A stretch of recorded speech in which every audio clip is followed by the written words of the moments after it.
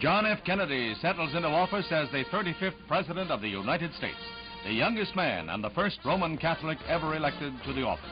The first president born in the 20th century, he comes to office after one of the narrowest elections in American history. At 43 years of age, Mr. Kennedy takes over the power that for 8 years has been vested in Dwight D. Eisenhower, who at 70 was the oldest occupant of the White House. Inauguration Day dawns on a Capitol that had been almost paralyzed by a full-fledged blizzard. Battalions of snow fighters kept Pennsylvania Avenue clear for the swearing-in ceremonies. Mr. Eisenhower and Mr. Nixon are present at the conclusion to one of the best-managed transitions of power on record.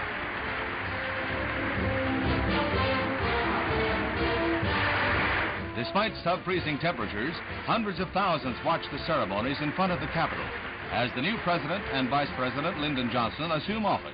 Slippery streets and snarled traffic cause a delay in the swearing-in ceremonies, a delay which the President and his predecessor pass in serious conversation.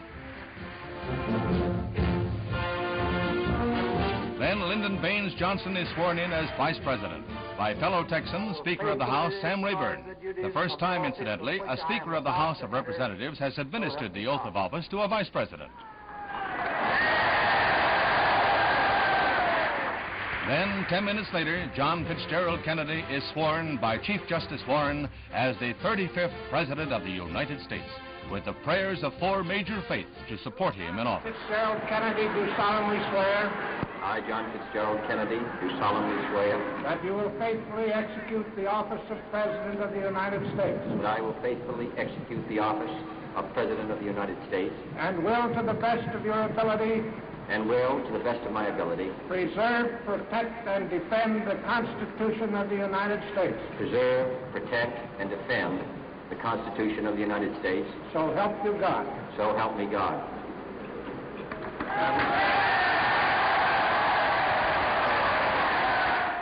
Mr. Nixon and Mr. Eisenhower are quick to extend their congratulations.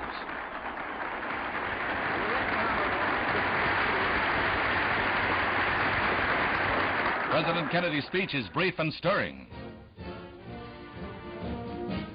Let the word go forth from this time and place to friend and foe alike that the torch has been passed to a new generation of Americans born in this century, tempered by war, disciplined by a hard and bitter peace, proud of our ancient heritage, and unwilling to witness or permit the slow undoing of those human rights to which this nation has always been committed and to which we are committed today at home and around the world.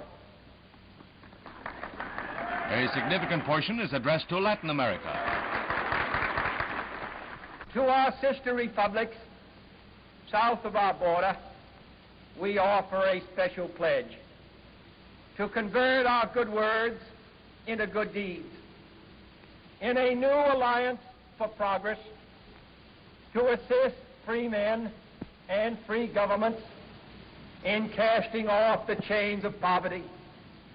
But this peaceful revolution of hope cannot become the prey of hostile powers.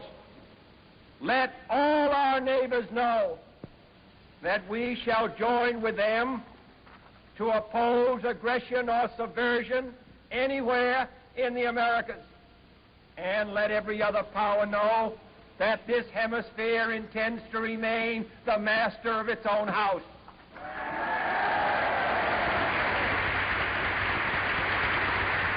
About a half hour behind schedule, the official party lunches in the Capitol, where the others chat as Mr. Kennedy's meal is interrupted to sign the papers formally nominating his cabinet.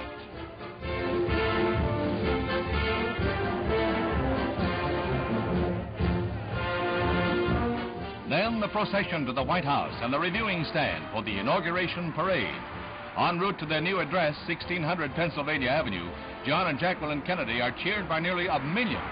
The presiding dignitaries review a vast and impressive array of military units, bands, and drill teams. A 3.5-hour march.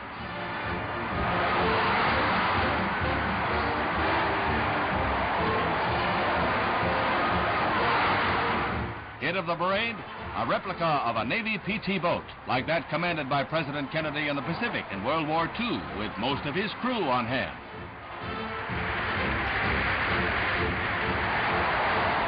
A stirring but chilled review in the freezing weather. That night, things warm up. After a brief rest, President Kennedy and the First Lady venture from the White House to attend a round of no less than 5 gala inaugural balls. The presidential couple arrive at the main ball at the Columbia Armory, Washington's resplendent finale to 2.5 days of celebration. A new era begins under the leadership of President John F. Kennedy.